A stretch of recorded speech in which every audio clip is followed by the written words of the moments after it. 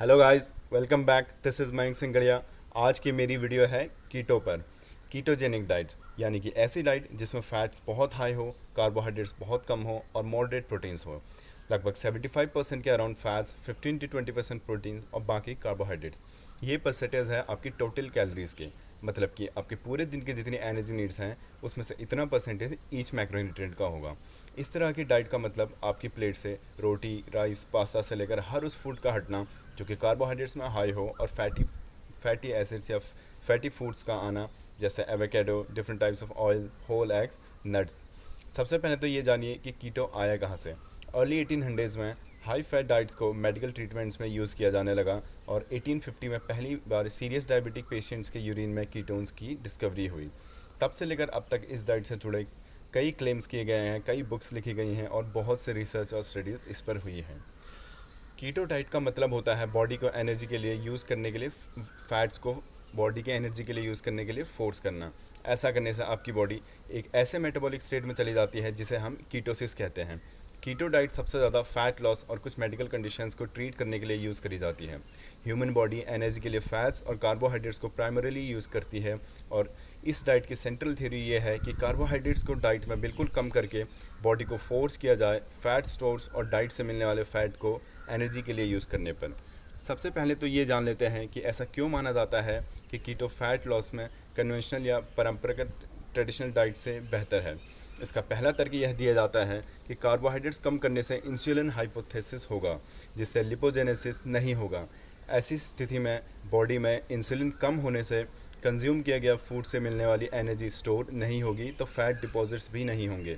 लेकिन ऐसा नहीं है, क्योंकि बॉडी फैट स्टोर्स करने के लिए इंसुलिन के अलावा एक और हार्मोन बॉडी में मौजूद है जिसे हम इसिलेशन सिमुलेटिंग प्रोटीन कहते हैं, एसीपी। और कार्बोहाइड्रेट्स के अलावा प्रोटीन्स भी इंसुलिनोजेनिक हैं, मतलब कि प्रोटीन भी बॉडी में इंसुलिन बढ़ाता है। तो इस तरह से ये थ्योरी भी पूरी तरह गलत है। दूसरा जो तर्क दिया जाता है फैट लॉस के लिए कीटो के फेवर में, वो ये दिया जाता है कि keto offers some sort of metabolic advantage. मतलब कि कीटो डाइट हमारी बॉडी को एनर्जी को यूज़ करने में फ़ायदा देती है, जिससे वेट लॉस होगा। दोस्तों, अभी तक हुई सभी साइंटिफिक रिसर्च और स्टडीज़ में इस बात के कोई प्रमाण नहीं मिले हैं और किसी भी लॉन्ग टर्म स्टडी में ये बात सही नहीं हो पाई है। कीटो डाइट से जुड़ी एक प्रॉब्लम यह है कि अलग अलग न्यूट्रिशनल नीड्स पूरी करना मुश्किल हो जाता है, क्योंकि आप ग्रेन्स नहीं ले सकते, आप ज़्यादा कार्बोहाइड्रेट्स नहीं ले सकते, हाई कार्बोहाइड्रेट्स वाले फ्रूट्स नहीं ले सकते जैसे कि बनाना, आप ज़्यादा नट्स और उनसे बने बटर्स नहीं ले सकते जैसे पीनट बटर्स और आलमंड बटर्स। कई लोगों को लगता है कि वे खूब सारे नट्स और उनके बटर्स कंज्यूम कर सकते हैं, लेकिन यहाँ पर एक बात साफ कर दूँ कि आप बहुत ज़्यादा नट्स भी कीटो में नहीं ले सकते, क्योंकि उनमें प्रोटीन कंटेंट हाई होता है और बहुत ज़्यादा प्रोटीन लेने से आप कीटोसिस डाइट्स में नहीं रह पाएंगे। You will be kicked out of ketosis by your body if you consume a lot of protein. कई लोग कीटोसिस डाइट में सक्सेसफुली वेट लॉस करते हैं। इसका एक बड़ा कारण हो सकता है कि आपके अधिकतर फूड आपकी डाइट से एलिमिनेट हो जाते हैं, कम हो जाते हैं, जिसका रिज़ल्ट ये होता है कि आप कम खाते हैं। और एक तर्क यह भी दिया जाता है कि फ़ैट्स ज़्यादा सेशिएटिंग होते हैं, जिससे भूख कम लगती है और नियंत्रण में रहती है।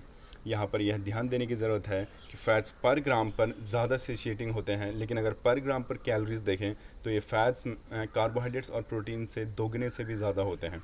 इस तरह से यह तर्क कमज़ोर पड़ जाता है। कीटोसिस में इनिशियल वेट लॉस जल्दी होता है, शुरुआत में वेट जल्दी घटता है। इसका प्राइमरी रीज़न है बॉडी में कार्बोहाइड्रेट स्टोर्स का कम होना, जिससे वाटर वेट कम हो जाता है और ग्लाइकोजन स्टोर्स कम हो जाते हैं। एज अ रिज़ल्ट आप शुरुआत में ज़्यादा वेट लूज़ करेंगे।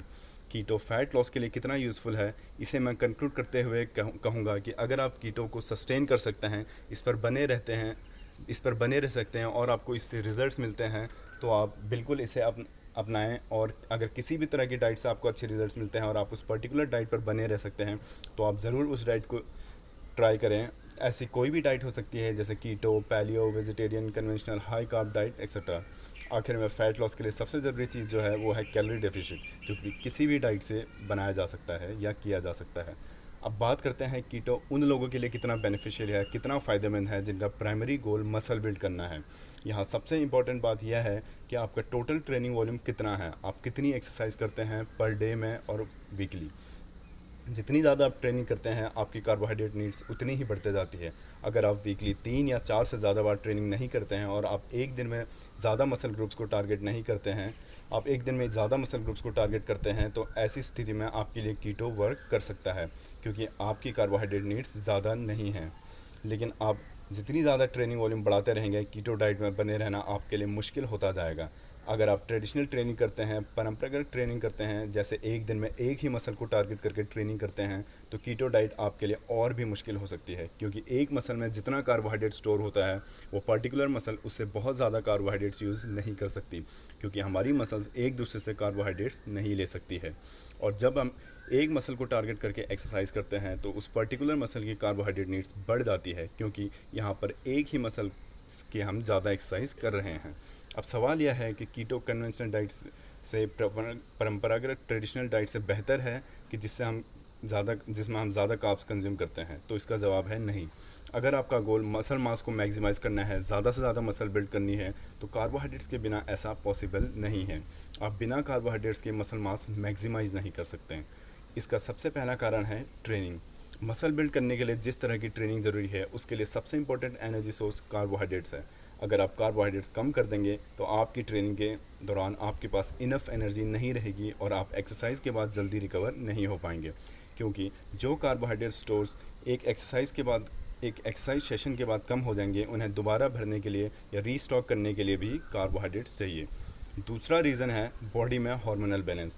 ध्यान रखिए दोस्तों, कार्बोहाइड्रेट्स कम करने के बाद आपकी बॉडी में कई हार्मोन्स की कमी हो जाती है, जिसमें इंसुलिन भी है। ट्रेनिंग के लिए ज़रूरी एनर्जी को रीस्टॉक करने के लिए, दोबारा स्टोर करने के लिए इंसुलिन बहुत इंपॉर्टेंट रोल प्ले करता है, महत्वपूर्ण भूमिका अदा करता है।